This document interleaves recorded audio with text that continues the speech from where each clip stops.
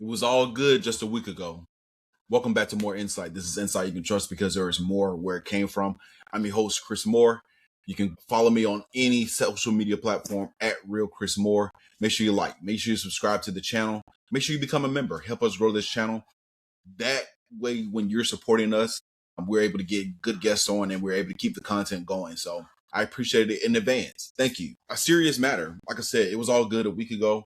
It's not just a lyric, but it's legit the mood in Atlanta. A week ago, the Atlanta Falcons felt like they had clarity. Matt Ryan was stepping into the leadership.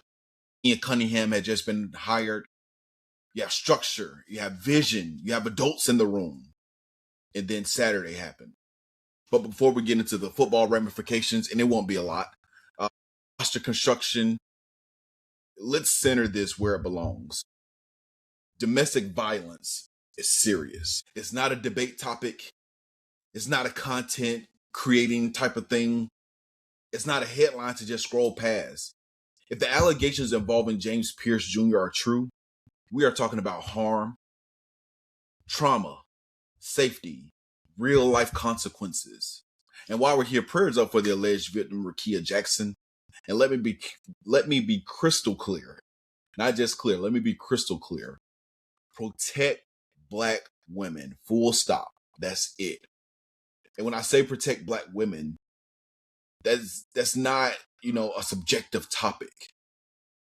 Protect Black women. You protect your mama. You protect your sister. You protect your auntie. You protect all the women that are close to you as far as your family goes. But going out here then and disrespecting another Black woman, what are we doing? Where are we as a society, as Black men? You know what? Let's get back to the topic. On Thursday, San Francisco, national spotlight. James Pearce was about to win Defensive Rookie of the Year. He's in the running. He's sitting down. I'm pretty sure during that day, he's shaking hands, dapping up people, making connections, and then 48 hours later, an arrest report. This ain't just a stumble. It's a mistake, but it's a huge error.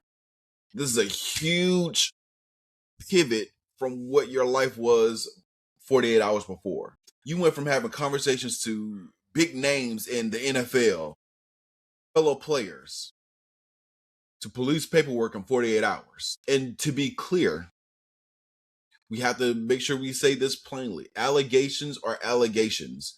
Due process matters. We don't convict people in real time. We don't convict people via the timeline, via your news feed.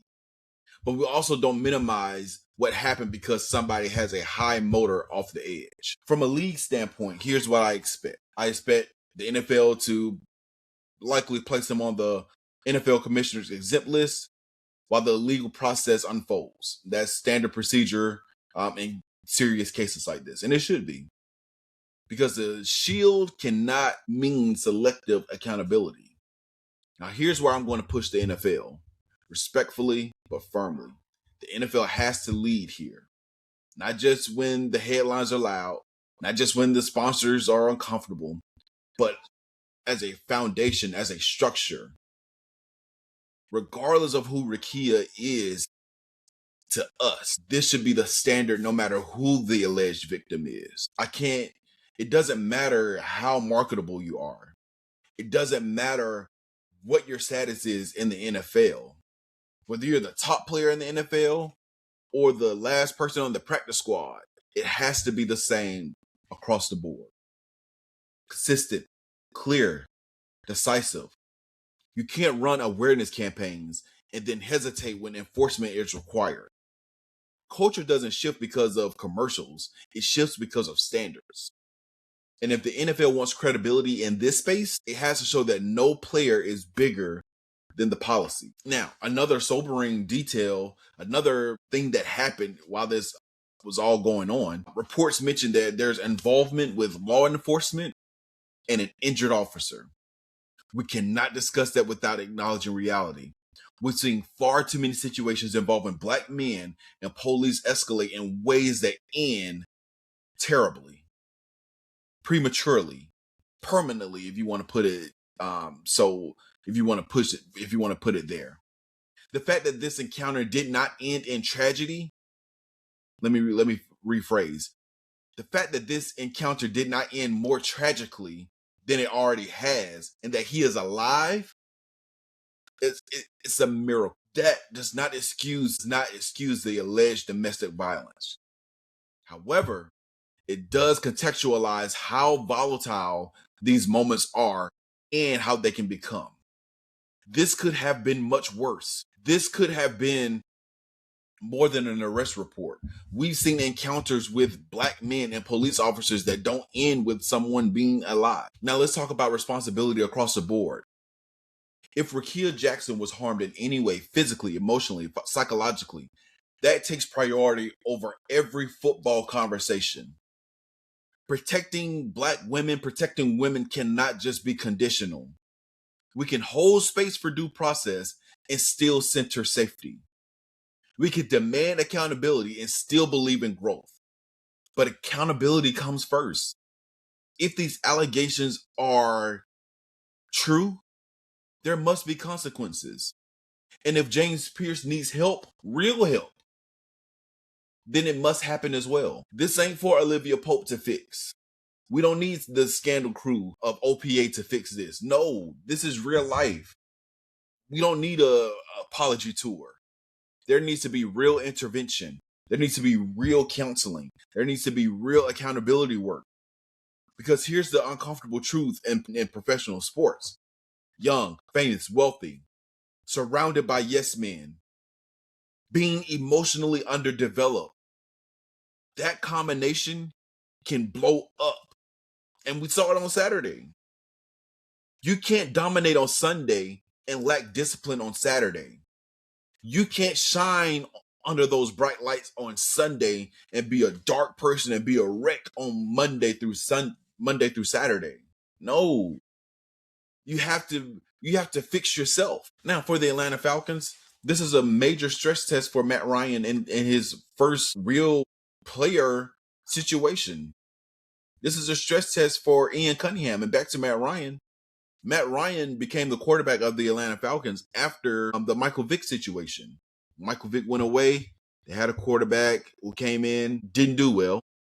And then the next year you have your Joey Harringtons, you have your Byron Leftwich, Chris Redman, I believe, as well. And the next year they draft Matt Ryan. So it's quite ironic in a sense that Matt Ryan came in as the Falcons quarterback with the situation, but now his first encounter, his first situation that he has to handle as the president of football operations, player-wise, is dealing with James Pearce. Now, you can talk about culture all you want in February, but culture is revealed in crises. How will this team respond while they define what this new era means to them? Leadership moments don't announce themselves. They arrive uninvited. And understand this, the locker room is watching. Veterans are watching. The league is watching. Fans are watching. Fans are looking to see what the Atlanta Falcons do in this matter. You can inject life into a franchise one week and lose moral clarity the next week if you mishandle it. To go from nearly being crowned as Defensive Player of the Year for a rookie in San Francisco to being the subject of an arrest report 48 hours later in Miami, we're seeing James Pearce at a life crossroads. And for every young athlete that may see this, your talent can evaluate you quickly, but your character determines how long you stay elevated. Your gift will make room for you, but your character determines how long you're in that room. And here's where we land. I feel like a preacher saying that. Prayers for Rakia Jackson. Prayers for accountability. Prayers for healing. And for the NFL, this is another moment to prove that the shield stands for something more than the ratings on Sunday. Football is entertainment. Violence is not. Honor due process. Protect black women. And when the legal process runs its course, enforce standards without fear, without favor. That's how you build leadership. That's showing leadership. That's how you build culture. That's how you show people that it's bigger than football. To the NFL players, not even bigger than NFL players, to people in general. Keep your hands to yourself. If you're so angry that you need to put hands on somebody, put some gloves on and go hit a punching bag. Go to a rage room. Go outside your house and chop some wood. Find something else to do. We don't need to be in a society where we're hitting people. As for what the Falcons do next, who knows? I'm pretty sure James Pearce will be suspended. That's pretty much going to happen. I'm not a lawyer, so I'm not going to act like one, but we will see what happens in this whole matter. Falcons definitely will be looking for a pass rusher. I don't expect to see James Pearce for a while. I don't know how you can bring him back, but hey, that's above my pay grade. Matter of fact, prayers up for Rikia Jackson and every person who's been infected by domestic violence. In addition to those victims, those survivors, also prayers up to the family of James Pearce. To wake up on Sunday morning and seeing your family member's name all over the newspaper, all over the news feeds, all over social media for something that's been alleged, I can't imagine how that feels. So prayers to them, prayers to everyone involved. Prayers to everyone involved. Accountability and grace can coexist, but accountability must be taken. Accountability must be prioritized. My name is Chris Moore. This has been More Insight you can trust because there is more where it came from. Make sure you like, make sure you comment, make sure you share with a friend, subscribe. Again, join, be a member, help us grow this channel, help us do some great things, and we'll see you next time.